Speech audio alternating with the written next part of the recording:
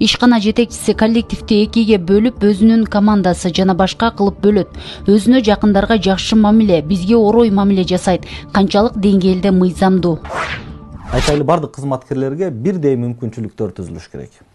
Ал бул меники, бул сеники, бул менин командам, же болбосо бул теги башка адам деп басмырлоого, аны бөлүүгө, анын укугун же болбосо ага бир баягы кызматтык милдеттери жүктөлгөндөн ашыгыраак жүктөп, андай кылып башка бирөөнү мындай басмырлоого мыйзам жол бербейт. Мында бирдей айтайлы бирдей эмгекке бирдей акы төлөнөт.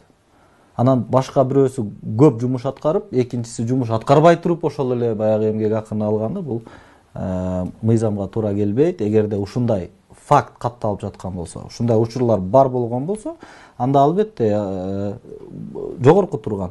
Ошол айтайлы бүгүнкү күндө ар бир ишкананын жогорку турган жетекчилиги болот. Айтайлы эң жогору барып ошол биздин министрликтери ошол жака арыз бериңиз. Эгерде чын эле ошондой бир сизге орой мамиле жасап, эмгек кодексинин талаптарын бузуп жаткан болсо, андай жетекчиге карата чара көрүлөт. Жетекчиге. Ал жетекчинин жеке бир ишканасы эмес.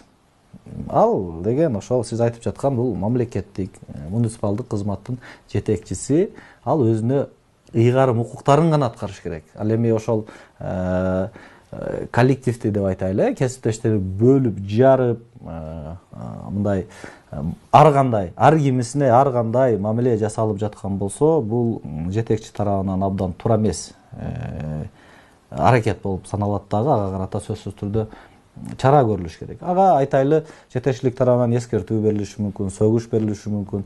Эгер ошол токтотуп калып, андан ары мындай иштерди аткарбай, токтотпой, дагы эле ошонусун уланта турган болсо, анда аны жумуштан алууга чейин барылат. Анткени мамлекеттик кызматкердин этика комиссиясына дагы салып көрөсүздөр, бул туура келбейт. Ошондуктан мен сизге айтам, Кыргыз Республикасынын эмгек кодексине ылайык кызматкерлерди басмырлоого жол берилбейт. Бөлүп жарууга жол берилбейт.